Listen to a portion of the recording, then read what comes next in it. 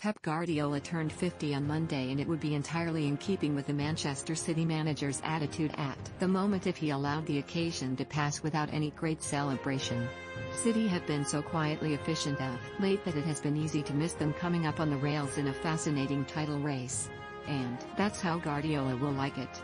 No noise is good news for the City boss, but it's getting harder to operate under the radar with each passing match. City are unbeaten in 15 games in all competitions since losing to Tottenham on November 21st, winning 12 in total and 8 in a row while conceding just 3 goals. Another win at home to Aston Villa on Wednesday night would see them go top of the table, possibly only for a couple of hours before Manchester United face Fulham later in the evening. It has been an impressive turnaround for City and a testament to Guardiola that they are now favourites with the bookies for the title.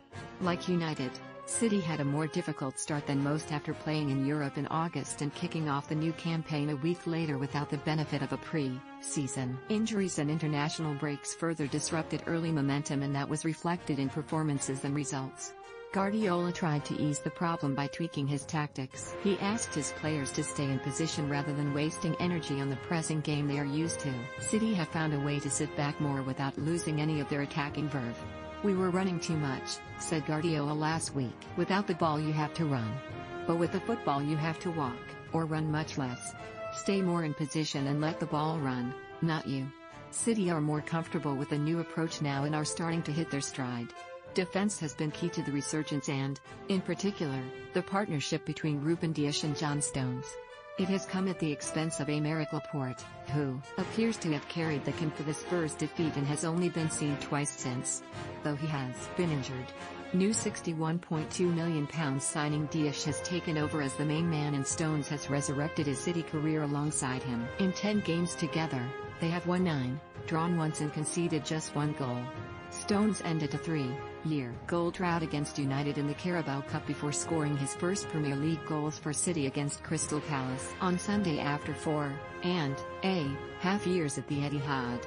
"A lot of credit to Ruben," he said afterwards. "It's been great for me to play alongside him. Webb just clicked."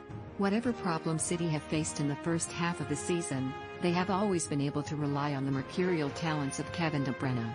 The Belgian's exquisite pass for Stones on Sunday, curling the ball with the outside of his right foot, brought up a century of assists for City. "Has made being brilliant boring," Danny Murphy told Match of the Day 2, and the same could be said of City in general under Guardiola. "It's really got to that. Has a sensational player. Some of his passing and creativity is just a pleasure to watch." City are without a lead goal from one of their strikers since November 8, with Sergio Aguero sidelined by knee trouble and Gabriel Jesus out of action for a month over Christmas after testing positive for COVID.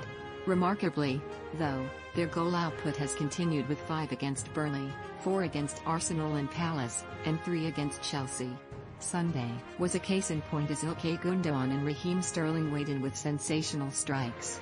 Gabriel Jesus completed 90 minutes and Aguero is almost ready, after regaining fitness and self-isolating, which is an ominous prospect for the rest of the league. City always hoped Phil Foden would step into David Silva's boots, and the youngster hasn't let them down this season with 8 goals and 5 assists. Guardiola continues to handle the youngster carefully, and left him on the bench for an hour against Palace.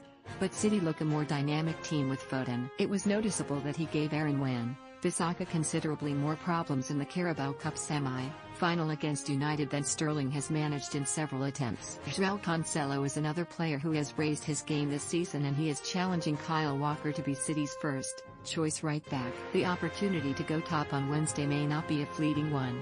After facing a Villa side beset by COVID problems, the following league games are against 3 at the bottom 4: West Brom, Sheffield United, and Burnley. Guardiola's side could easily be leading the race when they meet Liverpool at Anfield next month.